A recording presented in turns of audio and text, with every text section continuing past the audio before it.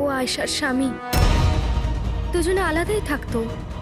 যদি যদি আয়েশা ওর মৃত্যুর নাটক করে থাকে, তাহলে তার পেছনে কেতনের হাত থাকতে পারে। কেতন আয়েশার হাজবেন্ড, আর আপনাদের মধ্যে কেউ এই কথাটা আমাদের বলার প্রয়োজন মনে করলেন না, হ্যাঁ?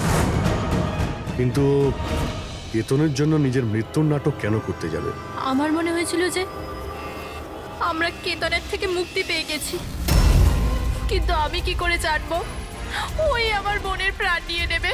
হিরেন প্লিজ, কেতনই আমার বোনকে মেরেছে।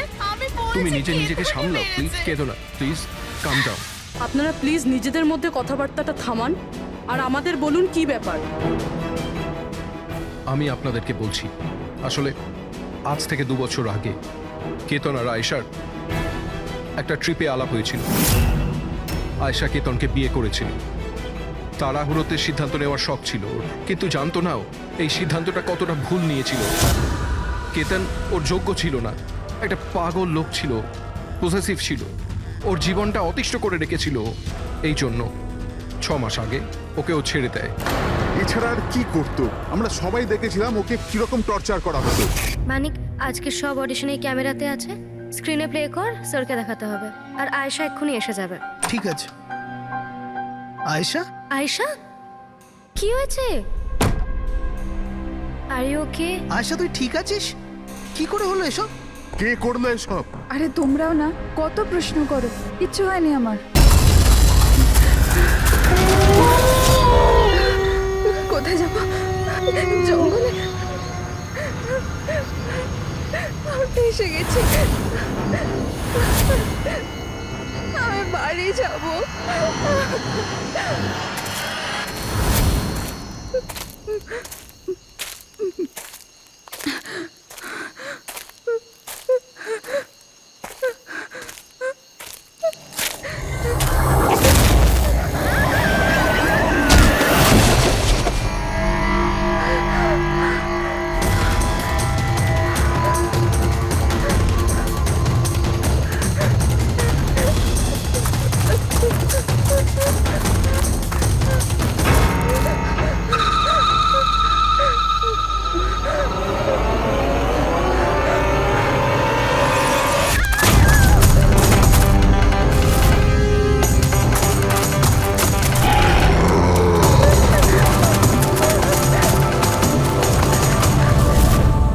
নেমে ঘুমিয়ে পড়েছে? হ্যাঁ, শুয়ে পড়েছে। আরে হিরেল, তোমায় খুব ডিস্টার্ব লাগছে। কি বলবো, 24 ঘন্টা হয়ে গেল আয়েশা গেছে, না তোর ফোন লাগছে না ফোন করেছে। আমার না খুব টেনশন হচ্ছে, জানি না কোনো বিপদে না পড়ে যায় ও। দেখো হিরাল, এখনো বড় হয়ে গেছে। আমার মনে হয় তুমি ওর মায়ের মতো রিয়াক্ট করছো। নিজের প্রবলেম নিজে সলভ করতে পারবে ও, ছোট বাচ্চা নয় ও। রোহান, এরকম কিভাবে বলতে পারো? ছোট বোনও আমার, আমি ওর জন্য টেনশন করবো না তো আর কে করবে? আর ওর আমাকে ছাড়া আর কে আছে এই দুনিয়াতে?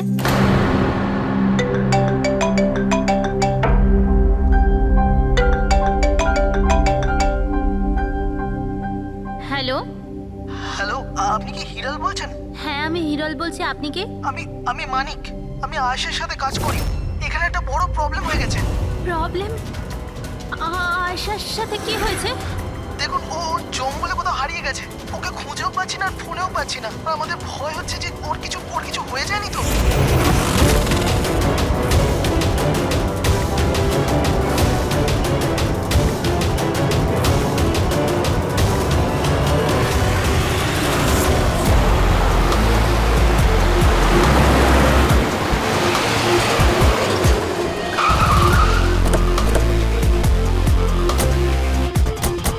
স্যার, ফরেস্ট ডিপার্টমেন্টের লোক ভেতরে আমাদের জন্য ওয়েট করছে, আর আয়েশার ক্রু মেম্বাররা অন দ্য ওয়ে।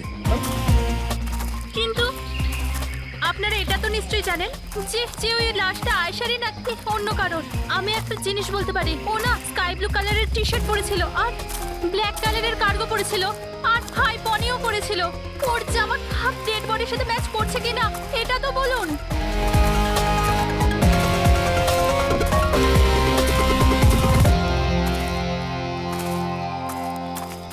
ও আপনি সেই অফিসার? Yes sir.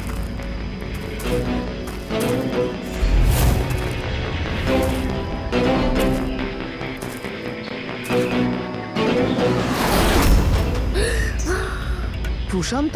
আরে এই তো প্রশান্ত। এক মিনিট, আপনারা কে আর ওকে কি করে চিনলেন? স্যার আমি মানিক, আর আমরা সবাই আয়েশার সাথে কাজ করি। আরে প্রশান্ত আমাদের গাইড। আয়েশা এনাকে লোকেশন খোঁজার জন্য বলেছিল, আর যখন আয়েশা হারিয়ে গেল তখন এই ওকে খুঁজতে গেছিল। এর এরকম অবস্থা, তাহলে আয়েশা কিরকম অবস্থায় আছে? না না না, না না, আয়শার কিছু হয়নি, আমি বলছি তো, trust me. Sir please please আমার বোনকে খুঁজে বাঁচিয়ে নিন স্যার, প্লিজ স্যার, প্লিজ বাঁচিয়ে নিন। দেখো, তোমার বোনকে নিশ্চয়ই আমরা বাঁচাবো। আপনি ওনাকে একটু সাইডে নিয়ে যান। স্যার এই বডিটা আজ সকালেই আমরা পেয়েছি। এই আমাদের গাইড বাহাদুর, এই বডিটাকে প্রথম দেখেছে। এই প্রশান্তকে একা গিয়েছিল আয়েশাকে খোঁজার জন্য? হ্যাঁ স্যার, কারণ ও জঙ্গলের সমস্ত রাস্তা চিনতো। যত ভালো করেই চিনুক না কেন, রাতের অন্ধকারে ঘন জঙ্গলে বিনা পারমিশনে বিনা গাইডে রাতে ঘোরাফেরা নিজে থেকে মৃত্যুকে ডেকে আনা, তোমরা খুব বড় ভুল করেছো। এই বডিটা এইভাবে পেয়েছি, জানি না দ্বিতীয়টা কি অবস্থায় পাবো। অফিসার, আচ্ছা এটা বলো যে এখানে কোনো হিংস্র জানোয়ার আছে? এরকম কোনো হিংস্র জন্তু নেই, ঘন জঙ্গল, হারিয়ে যাওয়ার ভয় আছে। কোনো জন্তু জানোয়ারের আঁচড় তো মনে হচ্ছে না, কিন্তু এটা ছুরির আঘাত বলে মনে হচ্ছে। একে ছুরি দিয়ে খুন করা হয়েছে।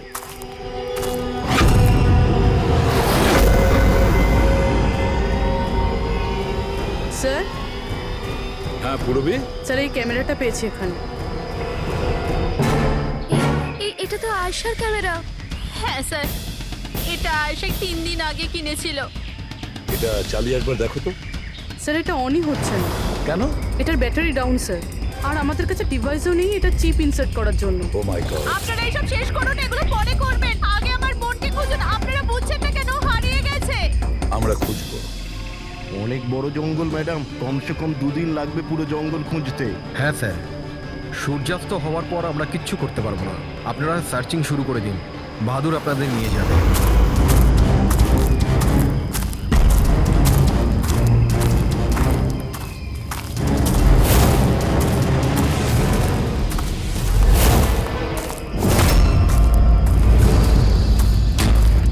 স্যার, স্যার আমরা জঙ্গলের অনেক ভেতরে চলে এসেছি স্যার। স্যার এখানে কেউ আসা যাওয়া করে না স্যার। স্যার এক কাজ করি, আমরা ফিরে যাই, না হলে অন্ধকার নেমে আসবে। এখন তো অনেক আলো আছে, অন্ধকার হয়েছে কোথায়? স্যার ফিরতেও তো অনেকটা সময় লাগবে না স্যার? তো ওই হিসাবেই বললাম, এত দূর স্যার কেউ আসেই না। স্যার এখানে কিচ্ছু পাবেন না। আরে ভাই, যখন এত দূর চলে এসেছে একটু দেখে নি না ভাই। চলো চলো। আচ্ছা আচ্ছা।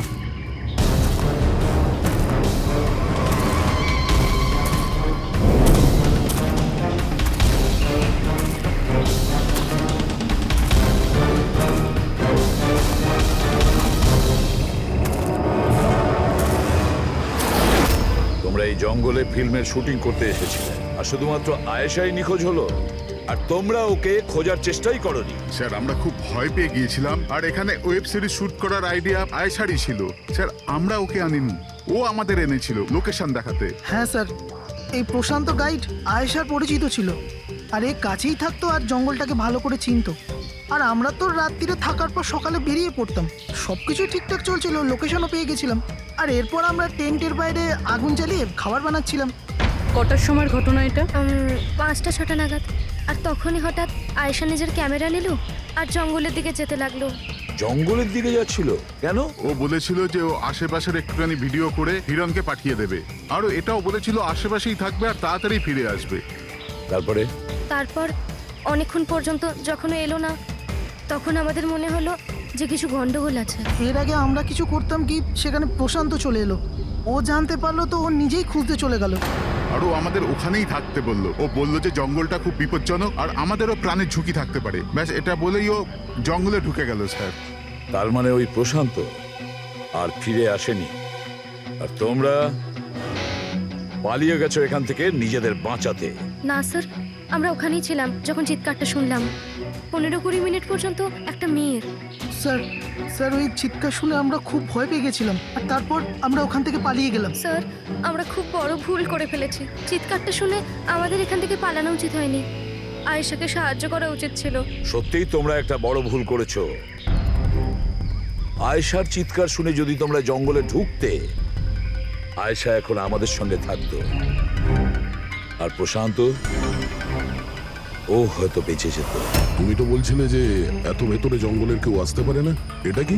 স্যার আমি জানি না, কিন্তু এটা আমাদের ডিপার্টমেন্টের কখনোই নয়। জঙ্গলের মধ্যে টেন্ট, দেখছি এর ভেতরে কে আছে।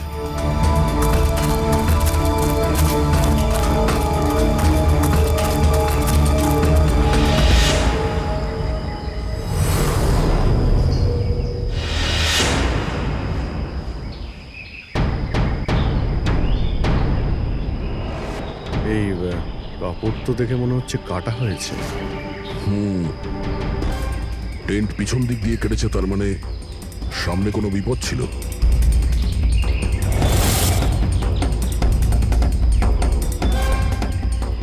ছুরি, এটা দিয়েই কাটা হয়েছে। বাইরে গন্ডগোল হতেই পিছন থেকে কেটে পালিয়ে গিয়েছে।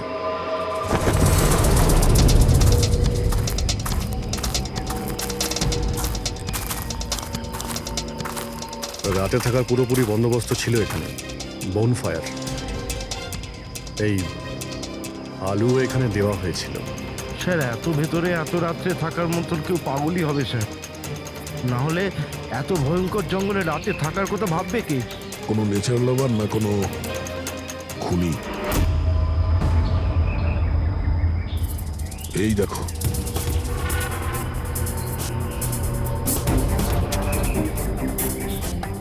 রক্ত। মনে হচ্ছে এখানে এই পাথরের ওপর কেউ বসেছিল, হতে পারে আগুন পোয়াচ্ছিল, আর কেউ ওর ওপর হামলা করেছে। এটা দেখে টেন্টের মধ্যে যে ছিল সে পালিয়ে গেছে। চলো আগে গিয়ে দেখি। স্যার স্যার সূর্য অস্ত যাচ্ছে স্যার, ফিরতেও 2 ঘন্টা কমসে কম লাগবে। ফিরে যাই স্যার। ঠিক আছে, কালকে আবার আসবো। স্যার, আমরা আয়েশার টিমকে এই ছবিগুলো দেখিয়েছিলাম। ওরা বলল যে এই টেন্ট ওদের ক্যাম্পের নয়। স্যার, হ্যাঁ পুরবি, আয়শার ক্যামেরার চিপ। হিরালদি, তুমি এটা মিস করলে। আমি তোমায় বলেছিলাম না আমার সাথে এসো। জানো এখানে এত বেশি গ্রিনারি আছে। লুক এট দিস, এতগুলো গাছ। It's so beautiful. দিদি আমি হাঁপিয়ে গেছি, মনে হচ্ছে আমি জঙ্গলের অনেক ভেতরে এসে গেছি। জঙ্গল তো পুরো একই রকমের না? আমি রাস্তা খুঁজে নেব, খুব একটা মুশকিল নয়।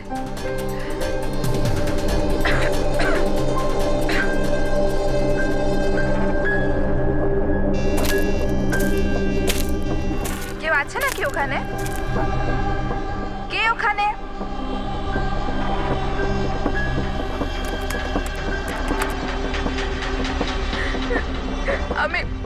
আমি ফেঁসে গেছি এখানে।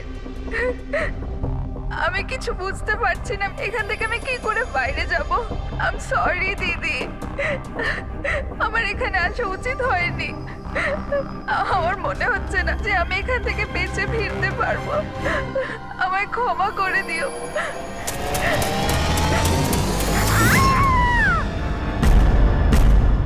অভিজিৎ, যে কোনো পরিস্থিতিতে এই মেয়েটাকে ওই জঙ্গল থেকে উদ্ধার করতে হবে আমাদের। বস, হ্যাঁ সালুকে। বস, আয়েশা যে জিনিসগুলো রোজ ব্যবহার করত, আমি সেই প্রত্যেকটা জিনিস থেকে ডিএনএ স্যাম্পল নিয়েছি। কিন্তু আশ্চর্যের ব্যাপার, কোনো স্যাম্পলই আয়েশার ডিএনএ এর সঙ্গে ম্যাচ করছে না। কিন্তু হ্যাঁ, খুনির ব্যাপারে একটা খুব গুরুত্বপূর্ণ সূত্র পেয়েছি। সেটা কি স্যার? বস, এই ডিএনএ প্রোফাইলটা দেখো। এই দুটো ডিএনএ প্রোফাইলই দুটো আলাদা আলাদা লোকের, কিন্তু অদ্ভুত ব্যাপার হচ্ছে যে দুটো প্রোফাইলই আমি একই লোকের শরীর থেকে পেয়েছি, প্রশান্ত শরীর থেকে। প্রশান্তর শরীর থেকে? হ্যাঁ বস। সেটা কিভাবে? প্রশান্তর মৃত্যু অগণিত ছুরির আঘাতের জন্য হয়েছে, আর ওর শরীরে যে খাবার চিহ্নটা আছে সেটা আসল নয়, তৈরি করা হয়েছে নকল। আর সবচেয়ে আশ্চর্যের ব্যাপার হচ্ছে যে প্রশান্তের লাশের থেকে আমি ওর রক্ত ছাড়া আরো কারো রক্ত পেয়েছি। এখন এই রক্তটা কোনো পুরুষের না নারীর সেটা আমি বলতে পারবো না, কারণ ওই রক্তটা প্রশান্ত রক্তের সঙ্গে মিশে গেছে। কিন্তু একটা কথা ঠিক বস, এই রক্তটা তখনই বেরিয়েছে যখন প্রশান্ত রক্ত বেরিয়েছে। অভিজিৎ, দয়া, নিশ্চয়ই এটা খুনিরই রক্ত। খুনি প্রশান্তর ওপর হামলা করে আর তখন নিজেকে বাঁচানোর জন্য প্রশান্ত ওর সঙ্গে মারামারি করে আর খুনির রক্ত প্রশান্ত শরীরে লেগে যায়। তবে খুনিরও গুরুতর আঘাত লেগেছেন। সামান্য আঘাতে এত রক্ত বেরোবে না তার। তার মানে খুনির শরীরে এখনো আঘাতের চিহ্ন থাকা উচিত। আরো একটা কথা বস, কি? টেন্টের পাশে যে পাথরের উপর রক্তের ছাপ ছিল সেই রক্তটা প্রশান্তরই। তার মানে পুরো ব্যাপারটাই ওই তাঁবুর আশেপাশে ঘটেছে।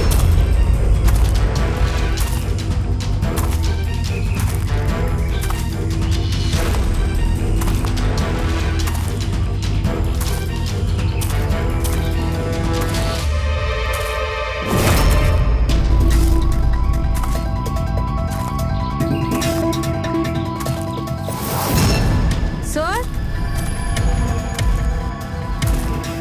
হ্যাঁ পুরবি, স্যার এই জুতোটা পেয়েছি। তাহলে কি এই জুতোটা আয়েশার না? তো এগিয়ে গিয়ে দেখি।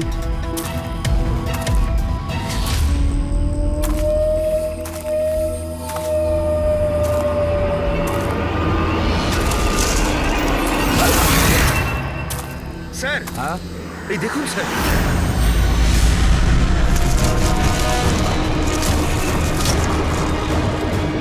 ছুরি দিয়ে আঘাত করেছে স্যারের পিঠে 5 বার। ওকে একটু উল্টে দাও। এ তো আয়েশা, ফেসটা তো পরিষ্কার দেখছি অভিজিৎ, না কোনো আঘাতের চিহ্ন, না কোনো কাটা দাগ। কিন্তু ওই ভিডিওতে যে দেখলাম। হ্যাঁ স্যার, ভিডিওতে এর মাথায় আঘাত লেগেছিল, রক্ত বেরোচ্ছিল। এখানে তো আঘাতের কোনো চিহ্নই নেই, একদম পরিষ্কার। তার মানে হলো ওই ভিডিওটা নকল। মানে আয়েশা অ্যাক্টিং আর মেকআপ দিয়ে দেখানোর চেষ্টা করেছিল যে ওকে কেউ মারতে চাইছে, খুন করতে চাইছে। কিন্তু এটা কেন করবে? স্যার, কেউ হয়তো মজা করবে, আর না হলে কোনো ভয়ঙ্কর পরিস্থিতি থেকে বাঁচার জন্য নাটক করছে। আর দুটো অবস্থাতেই এর মিথ্যেটা সত্যি হয়ে যায়। আর ও যা কিছু করেছিল, কেন করেছিল, সে তো বন্ধু আর আত্মীয়রাই বলতে পারবে। সবাইকে ডেকে নাও। ডেক, আয়েশার সমস্ত ফোন রেকর্ড চেক করো। দেখো এই ঘটনাটার পরে ও কাদের কাদের সঙ্গে কথা বলেছিল আর তারা সেই মুহূর্তে কোথায় ছিল।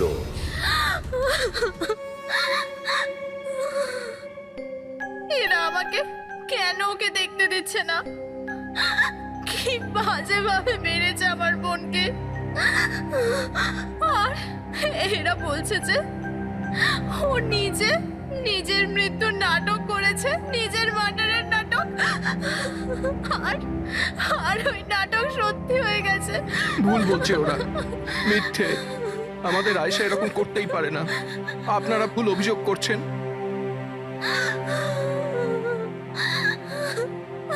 দেখুন, আপনার দুঃখ আমরা বুঝতে পারছি, কিন্তু এই অভিযোগ ভুল নয়, সত্যি। এটা আয়েশার ক্যামেরা থেকে যে থার্ড ক্লিপিংটা আমরা পেয়েছি, সেখানে আয়েশার মুখের ওপরে অনেকগুলো ক্ষত চিহ্ন ছিল। কিন্তু যখন আমরা আয়েশার লাশটাকে পাই, তখন ওর মুখ আর গলা পরিষ্কার ছিল। কেন? কিভাবে? এই ভিডিওটাতে আয়েশা মজা করছিল না তো? ওর মজা করার স্বভাব ছিল না তো? একদম না। ওর জীবনে এত সমস্যা ছিল যে ও মজা করবার কথা ভাবতেই পারতো না। ও জঙ্গলে হারিয়ে গিয়েছিল, আর কোনো মানুষ এই সিচুয়েশনে মজা কি করে করবে? অন্য কারো কথা জানি না, কিন্তু আয়েশা এটা অবশ্যই করেছে। আর যদিও মজা করে না করে, তো ইচ্ছে করেই করেছে। কি কেউ এটা কেন প্রমাণ করার চেষ্টা করবে যে তার সঙ্গে কিছু অন্যায় হয়েছে? আয়েশা এরকম কেন চাইবে? হ্যাঁ, ওর ওপর সত্যিকারের অ্যাটাক হয়েছিল, ও মারাও গেছে, ওটা আলাদা কথা। কিন্তু ও এই নাটকটা কেন করেছিল? কি সত্যি কি ও কোনো প্রবলেমে ছিল যার কারণে ওকে এই ড্রামাটা করতে হয়েছিল? হ্যাঁ, ও সমস্যায় ছিল, এমন সমস্যা যার থেকে ওকে মৃত্যুই বাঁচাতে পারতো। মানে তুমি কি বলতে চাইছো? স্যার, হ্যাঁ ফেডরিক, এটা আয়েশার কল রেকর্ডস। বিশেষ কিছু পেয়েছো? হ্যাঁ স্যার, একটা লোক আছে কেতন, সে আয়েশাকে অনেকগুলো মেসেজ আর কল করেছিল। এমনকি যেই রাতে আয়েশা খুন হয়েছিল সেই রাতেও ওর ফোন জঙ্গলের কাছেই ছিল, 2 কিলোমিটারের মধ্যে। এই কেতনকে? খুনের রাতে ও জঙ্গলের আশেপাশেই ছিল। কে? হ্যাঁ, স্যার ও আয়েশার স্বামী। দুজনে আলাদাই থাকতো। যদি যদি আয়েশা ওর মৃত্যুর নাটক করে থাকে, তাহলে তার পেছনে কেতনের হাত থাকতে পারে। কেতন আয়েশার হাজবেন্ড, আর আপনাদের মধ্যে কেউ এই কথাটা আমাদের বলার প্রয়োজন মনে করলেন না? হ্যাঁ, কিন্তু কেতনের জন্য নিজের মৃত্যুর নাটক কেন করতে যাবে? আমার মনে হয়েছিল যে আমরা কেতনের থেকে মুক্তি পেয়ে গেছি, কিন্তু আমি কি করে জানবো ওই আমার বোনের প্রাণ নিয়ে নেবে? হিরেন প্লিজ, কেতনই আমার বোনকে মেরেছে। আমি বলছি তুমি নিজেকে কেতনই সামলাও প্লিজ। মেরেছে। কেতো না, প্লিজ কাম ডাউন। আপনারা প্লিজ নিজেদের মধ্যে কথাবার্তাটা থামান আর আমাদের বলুন কি ব্যাপার। আমি আপনাদেরকে বলছি, আসলে আজ থেকে 2 বছর আগে কেতন আর আয়েশার একটা ট্রিপে আলাপ হয়েছিল। আয়েশা কেতনকে বিয়ে করেছিল। তাড়াহুড়োতে সিদ্ধান্ত নেওয়ার শখ ছিল ওর, কিন্তু জানতো না ও এই সিদ্ধান্তটা কতটা ভুল নিয়েছিল। কেতন ওর যোগ্য ছিল না, একটা পাগল লোক ছিল, পসেসিভ ছিল, ওর জীবনটা অতিষ্ঠ করে রেখেছিল। এই জন্য 6 মাস আগে ওকে ও ছেড়ে দেয়। এছাড়া আর কি করতো? আমরা সবাই দেখেছিলাম ওকে কিরকম টর্চার করা হতো। মানিক, আজকের সব অডিশনে ক্যামেরাতে আছে, স্ক্রিনে প্লে কর, স্যারকে দেখাতে হবে। আর আয়েশা এক্ষুনি এসে যাবে। ঠিক আছে। আয়েশা, আয়েশা, কি হয়েছে? Are you okay? আয়েশা তুই ঠিক আছিস? কি করে হলো এসব? কে করলো এসব? আরে তোমরাও না কত প্রশ্ন করো, কিচ্ছু হয়নি আমার। আসলে কি হয়েছে, ওই তাড়াতাড়িতে সিঁড়ি দিয়ে নামছিলাম আর পা পিছলে গেছে। চুপ কর আয়েশা, কত কভার আপ করবি? আমি তো এটা বুঝতে পারছি না, তুই ছেড়ে দিচ্ছিস না কেন ওই মানুষটাকে? আমি ছেড়ে দিলেও ও আমায় ছাড়বে না। আরে আইন বলে কিছু আছে নাকি? পুলিশের হাতে তুলে দিই ওকে। কেউ ওর কিচ্ছু করতে পারবে না। ওকে যদি পুলিশে ধরেও নিয়ে যায়, ও সেখান থেকে চলে আসবে আর আমাকে খুঁজে বার করবে, তারপর আমায় ছাড়বে না। কখন থেকে ফোন করছি তোকে আমি? হ্যাঁ, ধরছিলিস না কেন? এখানে বসে টাইম পাস করছিস? হ্যাঁ, না কেতন, তোর এত সাহস কি করে হলো? কেতন আমি ডাক্তারের কাছে গেছিলাম, তাই ফোন সাইলেন্ট ছিল, অন করতে ভুলে গেছি। ওকে, ডক্টর, হ্যাঁ আজকাল খুব বেশি যাচ্ছিস না ওর কাছে? কেতন কি বলছো? এরকম কিচ্ছু নয়। আর তুমি বললে আমি ডাক্তারের কাছে আর কোনোদিন যাব না। আমাকে প্লিজ ছেড়ে দাও, আমাকে ক্ষমা করে দাও। তোকে তোর যোগ্যতা দেখাই, চ। কি করছো এসব? ছাড়ো ওকে। এই, নিজের কাজে মন দে, বুঝেছিস? এনাফ। এনাফ। মানুষ না, এই কেতন তো জানোয়ার। তোমরা কেতনের ব্যাপারে আমাকে আগে বলনি কেন? আপনারা যা বললেন সেটা শুনে তো মনে হচ্ছে কেতনই আমাদের প্রাইম সাসপেক্ট। মনে হচ্ছে কেতনের কারণেই সেটা করেছে। আর কেতন আয়েশার অভিনয়টাকে বাস্তবে পরিণত করেছে। যদি যদি তোমরা কেতনের ব্যাপারে আমাকে একটু আগে জানাতে পারতে। গত 6 মাস ধরে আয়েশা আমাদের সাথেই ছিল, আর এর মধ্যে একবারও তো কেতনের সাথে দেখাও করেনি। আর শহর থেকে এত দূরে জঙ্গলে আসতে পারে সেটা তো আমরা ভাবিইনি। এই ধরনের পাগল আর সন্দেহবাতিক লোক যে কোনো কিছুই করতে পারে। হ্যাঁ, কেতনের অ্যাড্রেস আর টেলিফোন নাম্বারটা আমাদের দেবেন।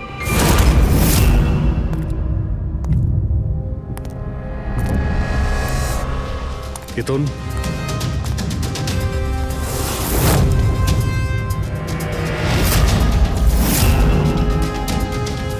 স্যার, এই ফটোগুলো দেখে তো মনেই হচ্ছে না যে দুজনের মধ্যে কোনো ঝামেলা ছিল। আপনারা? কেতন আয়েশার স্বামী। পুলিশ। সিআইডি। আপনারা কি করতে এসেছেন এবার? আমার আয়েশা চলে গেছে, আমার জীবন বরবাদ হয়ে গেছে। আপনারা কি চান আমার থেকে? ইনফরমেশন তোমার আর আয়েশার ব্যাপারে। শুনেছি তুমি নাকি খুব বিরক্ত করতে ওকে। স্যার, আমি ওকে অনেক ভালোবাসতাম, নিজের থেকেও বেশি। সেই কারণে ওকে টর্চার করতে, মারতেও? হ্যাঁ, আমি কেন টর্চার করবো ওকে? তোমার কাছ থেকে বাঁচার জন্য কোর্টের কাছে সাহায্য চেয়েছিল, তাও তুমি ওকে বিরক্ত করা বন্ধ করোনি। স্যার মিথ্যে কথা এসব, এরকম কিছুই ছিল না। মিস্টার কেতন, রেকর্ড আছে আমাদের কাছে। তুমি বারবার ওকে ফোন করে আর মেসেজ করে হুমকি দিয়েছিলে। আর এটাও কাউকে বলেওনি, আমরা জেনে গেছি। আর তাছাড়াও গত 6 মাস ধরে তুমি হেরাল আর রোহানের ঘরের আশেপাশে ঘোরাফেরা করছিলে। আর যে রাতে আয়েশা খুন হয়েছে ওই রাতে তুমি ওই জঙ্গলেই ছিলে। এগুলো তোমার ফোনের লোকেশন থেকে পাওয়া গেছে। নিজের অপরাধটাকে লুকানোর চেষ্টা করো না, কোনো লাভ হবে না। আর এই ডবল মার্ডারে খুনিরও প্রচুর আঘাত লেগেছে। এই কি করে লাগলো তোমার? স্যার এই আঘাতটা ওই দিন ঝোপেতেই লেগেছিল, কিন্তু এরকম কিছুই নয় যেটা আপনারা ভাবছেন। স্যার আমি আয়েশাকে মারিনি। স্যার আমি মানছি যে আমি ওই দিন জঙ্গলে গিয়েছিলাম, কিন্তু স্যার আমি তো শুধু ওর সাথে কথা বলার জন্য গিয়েছিলাম। স্যার পুরো 6 মাস হয়ে গেছে, আমি ওকে দেখিনি পর্যন্ত। খুব মিস করতাম স্যার ওকে, ওর সাথে দেখা করতে চাইতাম, ওর সাথে কথা বলতে চাইতাম, যাতে ওকে বাড়িতে ফিরিয়ে আনতে পারি, যাতে আবার টর্চার করতে পারো। না স্যার, আমি বদলে গেছি স্যার। স্যার আমি তো এটাই বলতে চেয়েছিলাম, কিন্তু যখন আমি জঙ্গলে গেলাম দেখলাম যে ও অন্য কারোর সাথে যাচ্ছে জঙ্গলের ভেতর। স্যার আমি কি করতাম স্যার, আমি এমনিতেই মাথা গরমের লোক। আমি ভাবলাম বেকার বেকার ঝামেলা তৈরি হবে, সেই জন্য আমি চুপচাপ বাড়ি ফিরে এলাম স্যার। স্যার ট্রাস্ট মি, আমি কিচ্ছু করিনি, আমি মারিনি ওকে স্যার। দেখো কেতন, তুমি এখনো আমাদের সন্দেহের তালিকায় আছো। যতক্ষণ এই কেসটা শেষ না হচ্ছে তুমি হেফাজতে থাকবে।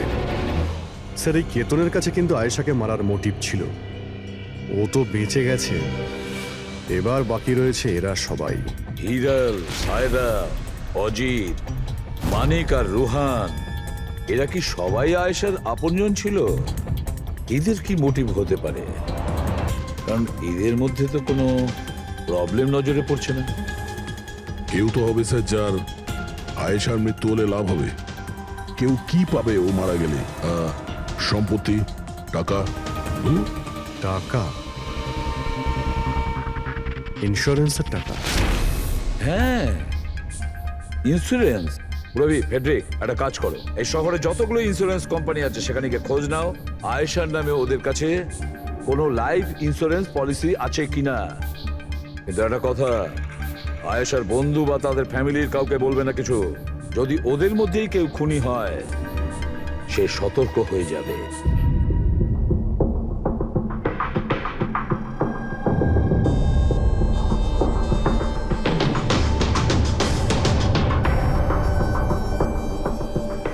ওকে, থ্যাঙ্কস স্যার। হ্যাঁ ফেডরিক, আয়েশার অ্যাকাউন্টে মাত্র 1 লাখ টাকা আছে, কোনো ফিক্সড ডিপোজিট পর্যন্ত নেই। স্যার তানিশা ইন্স্যুরেন্স প্রাইভেট লিমিটেডের কাছে আয়েশার নামে একটা বীমা পলিসি রয়েছে 50 লাখ টাকার। ও আচ্ছা। আর এই টাকা আয়েশার ভাগ্নি মানে ও দিদি আর জামাইবাবুর মেয়ে নিমিষা পাবে। আচ্ছা, তাহলে এই ব্যাপার। স্যার আসলে আপনারা কি চাইছেন? আমার যা জানা ছিল আমি সবকিছু বলে দিয়েছি। আর আপনারা জানেন আমার স্ত্রীর শরীর কতটা খারাপ, এখন আমার ওর সঙ্গে থাকা উচিত, আর আপনারা আমাকে এখানে আটকে রেখেছেন। স্যার বলার কি বাকি আছে? সব বলে দিয়েছি। অনেক কিছু বাকি আছে, তুমি একটু বেশি কথা বলো, সেই জন্য যা কিছু প্রশ্ন করব ঠিক তারই উত্তর দেবে। এই তোমার ওইখানে যে ফ্যাক্টরিটা আছে ওটা তো বাজেয়াপ্ত হতে চলেছে, এর লোন তুমি শোধ করতে পারোনি কি? হ্যাঁ, কিন্তু আপনারা এগুলো কেন জিজ্ঞাসা করছেন? আপনারা এগুলো কি করে জানলেন? প্রশ্ন নয়, শুধু উত্তর। আয়েশা তোমাদের সাথে তোমাদের বাড়িতেই থাকতো না? তাহলে 7 দিনে তুমি ওকে 41 বার কল করেছো কেন? বাহ বাহ বাহ, 7 দিনে 41টা কল এসেছে আয়েশা, দারুণ ব্যাপার। আর তার উপরেও তুমি অর্থ কষ্টে ভুগছিলে, তাই না? আর আয়েশার মৃত্যুর পরে তোমার ছোট বাচ্চা টাকা পেত 50 লক্ষ টাকা। আর ওই ছোট্ট নিরীহ শিশু সে কি করে জানবে 50 লাখের ধর্ম? ও কিভাবে ব্যবহার করবে? আর ওই 50 লক্ষ টাকা তো ভোগ করতো বাচ্চাটার বাবা, মানে তুমি, রোহন। থামুন আপনারা, চুপ করুন। আপনাদের কথা মতো আমি আয়েশাকে মেরেছি স্যার। আমার ওপর 15 কোটি টাকার লোন আছে, 50 লাখে আমার কিচ্ছু হবে না। আমি আয়েশাকে মারবো, আর যা ওর শরীরের ওপর থেকে খুনির রক্ত পাওয়া গেছে। আপনারা দেখতে পারেন আমার গায়ে কোনো চোটই লাগেনি, কারণ আমি ওখানে ছিলামই না, আমি কাউকে খুন করিনি। সব ঠিক করা ছিল, প্রশান্ত সবকিছু সামলানোর কথা ছিল। মিনিট, কি সামলে নিত? হ্যাঁ, প্রশান্ত কি সামলে নিত? বলো, প্রশান্ত কি সামলে নিত? স্যার, আমার ভুল হয়ে গেছে। আমার সবকিছু আপনাদের আগেই বলে দেওয়া উচিত ছিল। আমি ভয় পেয়ে গেছিলাম, খুব ভয় পেয়ে গেছিলাম। কোনটা বলার ছিল আগে? তাড়াতাড়ি বলো। আমি আয়েশার প্ল্যানে যুক্ত ছিলাম। আমরা শুধু ওকে মৃত দেখাতে চেয়েছিলাম, অ্যাকচুয়ালি ওর মরার কথা ছিল না। তার মানে আমাদের সন্দেহ ঠিক ছিল স্যার। সবকিছু ঠিক ছিল। ওই ভিডিওটা নকল ছিল, শুধু কেতনের থেকে বাঁচার জন্য ছিল। আর তুমিও এই প্ল্যানে জড়িত ছিলে। স্যার, কেতন আয়েশার জীবন অতিষ্ঠ করে দিয়েছিল। ও বেচারি চুপ থাকতো, কাউকে কিছু বলতো না। স্যার, একদিন লিমিট ক্রস করে গেল, সব সীমা ছাড়িয়ে গেল। ওর মনে হলো কেতন ওর জন্য কোনো বড় বিপদ হতে পারে। ও আমাকে বলেছিল স্যার। স্যার, স্যার, কেতন পাগল ছিল। পুলিশ বা ডিভোর্স ওর কেউ কিচ্ছু করতে পারতো না। আয়েশা ওটাকে পার্মানেন্ট মুক্তি পেতে চাইছিল, চিরদিনের জন্য। আমি হাঁপিয়ে গেছি জিজু। এখন তো ডিভোর্স আমাকে কেতনের থেকে বাঁচাতে পারবে না। যেটা আমায় ওই কেতনের হাত থেকে বাঁচাতে পারে সেটা শুধু আমার মৃত্যু।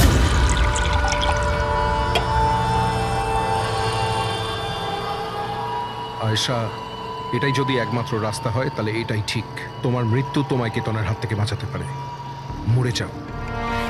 হোয়াট? রিল্যাক্স, আমার কাছে একটা আইডিয়া আছে। আমাদেরকে এমন কিছু করতে হবে যাতে মনে হয় আয়েশা মরে গেছে। তোমার সাথে কোনো দুর্ঘটনা হলো বা কেউ তোমাকে মেরে দিল, আর বডিকে এতটা খারাপ করে দেওয়া হলো যে কেউ চিনতে না পারে। আয়েশা, তারপর তুমি এখান থেকে অনেক দূর চলে যাবে, আর তোমার ওই ইন্স্যুরেন্সের টাকা যেটা মিমির নামে আছে আমি তোমাকে পৌঁছে দেবো।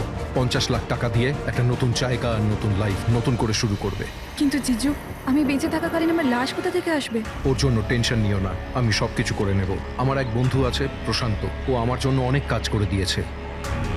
কিন্তু হ্যাঁ আয়েশা, এরপরে তুমি কখনো জীবনে আমার সাথে, মিমির সাথে, হিরালের সাথে কোনোদিন দেখা করতে পারবে না। হ্যাঁ, কিন্তু ওই পাগল লোকটার থেকে তুমি সারা জীবনের জন্য মুক্তি পেয়ে যাবে। তুমি মুক্ত হয়ে যাবে। সবকিছু ঠিক ছিল, সবকিছু প্ল্যান মাফিক চলছিল। আমি আয়েশা আর প্রশান্তর সঙ্গে ফোনে যোগাযোগ রেখে চলছিলাম। তারপর জানি না হঠাৎ করে ফোন কেটে গেল। আমি জানতাম ওখানে একটা মেয়ের মৃতদেহ পাওয়া যাবে, যার ব্যবস্থা আমি বাধ্য হয়ে করেছিলাম। শুধু আয়েশার জামা কাপড় ওই মেয়েটিকে পরানোর কথা ছিল। ওর মুখটা এত খারাপ ছিল যে কেউ চিনতেও পারতো না। কিন্তু স্যার, সিরিয়াসলি আমি তো শকে ছিলাম। ওটা মেয়েটার নয়, প্রশান্তের বডি ছিল। স্যার, প্রশান্ত তো আয়েশাকে সকাল হওয়ার আগেই জঙ্গল থেকে অনেক দূরে নিয়ে যাওয়ার কথা ছিল, কোনো সেফ জায়গায়। কিন্তু হঠাৎ করে কি হয়ে গেল স্যার? স্যার, আমার যতটা জানা ছিল আপনাদের বলে দিয়েছি স্যার। স্যার, প্রশান্তকে কে মেরেছে, আয়েশাকে কে মেরেছে আমি জানি না। স্যার, তার মানে তৃতীয় কোনো ব্যক্তি ছিল যে প্ল্যানটার ব্যাপারে জানতো, যে আয়েশাকে চিনতো, প্রশান্তকেও চিনতো, আর ওই সময় ওই জঙ্গলেই ছিল। কোনো তৃতীয় ব্যক্তি? হ্যাঁ, কোনো তৃতীয় ব্যক্তি। তোমার প্ল্যানের হিসাবে টেন্টে প্রশান্ত এবং আয়েশা থাকার কথা ছিল, কিন্তু টেন্টের পাশে একটা পাথরের উপর প্রশান্তর রক্ত পাওয়া গেল, আর ওই টেন্টটা পেছন থেকে ফাটা ছিল। মানে আয়েশা টেন্টের সামনে থেকে যাওয়ার বদলে পেছন থেকে ছিঁড়ে বেরিয়েছে। মানে ও বিপদটা আগে থেকে বুঝতে পেরেছিল। হতে পারে ও প্রশান্তর সঙ্গে যা কিছু হয়েছিল সেটা দেখে ফেলেছিল। ইট ইজ ক্লিয়ার যে ওখানে কোনো তৃতীয় ব্যক্তি ছিল। ও প্রথমে প্রশান্তকে মেরেছে, তারপর আয়েশার পেছনে দৌড়েছে। কারেক্ট। যদি ভালো করে দেখা যায় তাহলে ওই রাতে জঙ্গলে এটাই হয়েছিল যে প্রশান্ত আর আয়েশা জঙ্গলে যায়। আয়েশা টেন্টের ভিতরে ঘুমোচ্ছিল আর প্রশান্ত বাইরে বসে আগুন জ্বালাচ্ছিল। এর মধ্যে সেই তৃতীয় ব্যক্তি ওইখানে যায় আর প্রশান্তর সঙ্গে ঝামেলা বাঁধে। আর সেই ব্যক্তি ওর উপরে আক্রমণ করে, আর আয়েশা টেন্টের পিছন দিয়ে পালিয়ে যায়। আর ওই ব্যক্তি প্রশান্তকে নির্মমভাবে হত্যা করে আর আয়েশার পিছনে ধাওয়া করে। তাহলে তৃতীয় ব্যক্তিটা কে, যে আমাদের প্ল্যানের ব্যাপারে জানতো আর জঙ্গলকেও ভালো করে জানতো, তাই এত রাতে টেন্টে পৌঁছেছিল? হ্যাঁ, এই সমস্ত চিন্তা আপনি করবেন না রোহন বাবু। এই তৃতীয় যে আছে না, তাকে তো আমরা ধরেই ছাড়বো। হ্যাঁ, হোক বা না হোক, এই ধাঁধার সমাধান এখানে আছে, এর মধ্যে, কিন্তু আমরা দেখতে পাচ্ছি না। খুনি হবে তো স্যার এদের মধ্যেই কেউ, কিন্তু আমরা দেখতে পাচ্ছি না। রবি, ওই ক্লিপিংটা চালাও যেটা আমরা আয়েশার ক্যামেরা থেকে পেয়েছিলাম, ফার্স্ট ক্লিপ।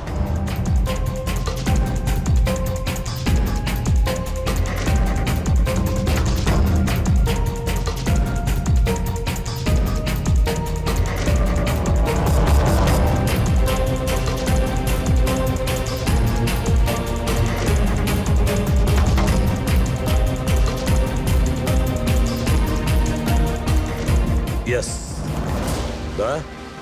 তুমি ঠিকই বলেছিলে, খুনি আমাদের সামনেই আছে, কিন্তু আমরা দেখতে পাচ্ছি না। একটা কাজ করো, সবাইকে জঙ্গলে ডেকে নাও, তখনই বোঝা যাবে। স্যার, এখনো আপনারা আমার ওপর সন্দেহ করছেন, যেখানে আমি আপনাদের সবকিছু সত্যি কথা বলেই দিয়েছি। স্যার আমি আমার বউকে কেন মারবো স্যার? আমি তোকে ভালোবাসি স্যার। আমার বোনের খুনিকে খোঁজার বদলে আপনারা আমাদেরই জিজ্ঞাসাবাদ করছেন। আর ওর গায়েব হওয়ার খবর তো আমি হিরাল ম্যামকে দিয়েছি। আর আমরা যদি কিছু করতাম তো আমরা কেন ফোন করতাম? হ্যাঁ, কিন্তু কেউ তো আয়েশাকে খুন করেছে, আর কে খুন করেছে সেটা আমরা জানি। আয়েশাকে খুন তোমাদের মধ্যেই কেউ করেছে, তোমাদের মধ্যেই কেউ। আমাদের মধ্যে কে হতে পারে স্যার? এখনই জানতে পারা যাবে। রোহন, তুমি একটা কথা বলো, আয়েশা রেকির জন্যে তোমার বাড়ি থেকে দুর্ঘটনার একদিন আগেই গিয়েছিল না? হ্যাঁ স্যার, একদিন আগেই গিয়েছিল। আর এটা সেদিনেরই ছবি, তাই না? যেদিন ওর রেকিতে যাওয়ার কথা ছিল। আয়েশার অ্যাকাউন্ট ওই পোস্ট করেছে, তো ওরই হবে। আর আপনারা আমার বোনের খুনিকে খোঁজার বদলে এরকম ফালতু জিজ্ঞাসাবাদ করছেন, আমাদের উপরে ব্লেম করছেন। এতে কি প্রমাণ পাবেন আপনারা? এটাই যে তোমরা আয়েশাকে জীবন্ত দেখেছিলে শেষবার ওই দিনই, তারপরও নিখোঁজ হয়ে গেছিল, তোমরা আমাদের বলেছিলে। আচ্ছা, ও কি কি পরেছিল অপর্ণা, তুমি বলেছিলে, তোমার মনে আছে? হ্যাঁ, ও না স্কাই ব্লু কালারের টি শার্ট পরেছিল আর ব্ল্যাক কার্গো প্যান্ট ছিল। হাই পনিও পরেছিল। আপনার তো নিশ্চয়ই মনেই আছে। হিরাল, তুমি কি করে জানলে আয়েশা মরার সময় কি কাপড় পরেছিল? বলো, আরে বলো না। কারণ সেই দিন এ জঙ্গলেই ছিল। এই প্রশান্তকে মেরেছে আর তারপর আয়শার পিছনে দৌড়োয়, ওর পিছু নেয় আর ওকে মেরে ফেলে। আর প্রশান্তকে মারার সময় তোমার গভীর আঘাতও লাগে। দেখাও। হট ছাড়ুন, আমার দূরে থাকুন। হ্যাঁ, আমার থেকে। একে তো আপনারা আমার বোনের খুনিকে খুঁজে পাচ্ছেন না, তার উপরে আমার উপরে অভিযোগ দিচ্ছেন। হ্যাঁ, ব্যাস, অনেক অভিনয় করেছো, এবার ঠিক করে বলো, কেন মেরেছো তুমি আয়েশাকে? হ্যাঁ, আমি মেরেছি আয়েশাকে। আমি মেরেছি আয়েশাকে।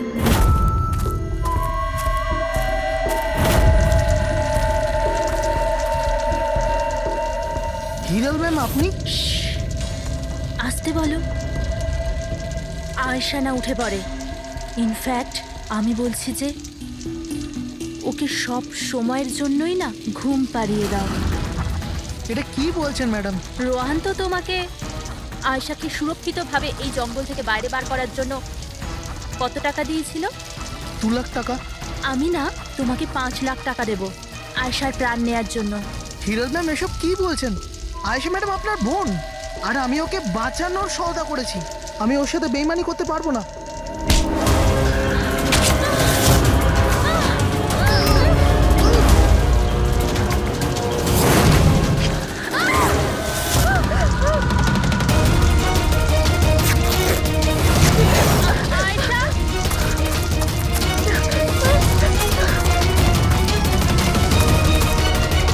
আয়েশা,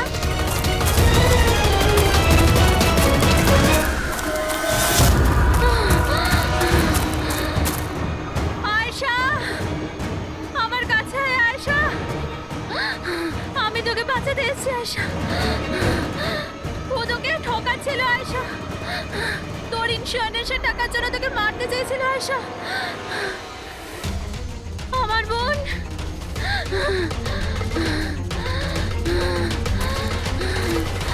আয়েশা, সরি দিদি, আমি কিচ্ছু জানতাম না এই ব্যাপারে। সরি, আমার জন্য তোমার এত কষ্ট হলো। আমি জানতাম না যে জিজু এরকম কিছু করছে। আই এম সো সরি দিদি। আমার বোন। সরি দিদি। তুই সরি বলিস না, হ্যাঁ? এটা তো আমার বলা উচিত। কেন দিদি? I am sorry. কেন কেন মেরেছো তুমি তোমার বোন আয়েশাকে? আপনারা জানেন না আয়েশাকে, ও সবসময় না সবার প্রিয় হয়ে এসছে।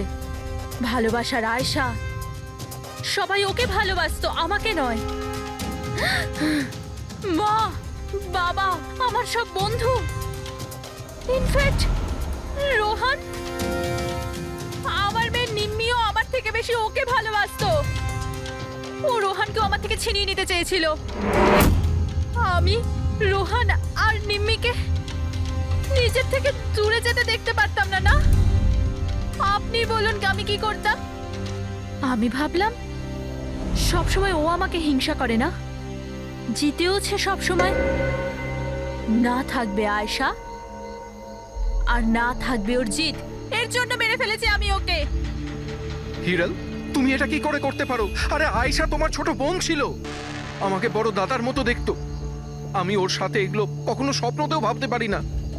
আমার লজ্জা লাগে তোমাকে আমার স্ত্রী বলতে। রোহান, তোমার ভুল নেই এতে, সব ভুল ওই আয়েশার। ওই সব করছিল। ও না তোমাকে আমার থেকে ছিনিয়ে নিতে চেয়েছিল, কিন্তু এখন তো এটা হবেই না। এবার তো তোমাকে কেউ আমার থেকে কেড়ে নিতে পারবে না। খুব বড় ভুল করেছো তুমি। তোমার সন্দেহ, তোমার ইনসিকিউরিটি একটা নিরীহ মানুষের প্রাণ নিয়েছো, প্রশান্ত গাইডের। আর তাছাড়াও তুমি তোমার আপন বোনকেও মেরেছো। আইন তোমাকে কঠোর থেকে কঠোরতম শাস্তি দেবে।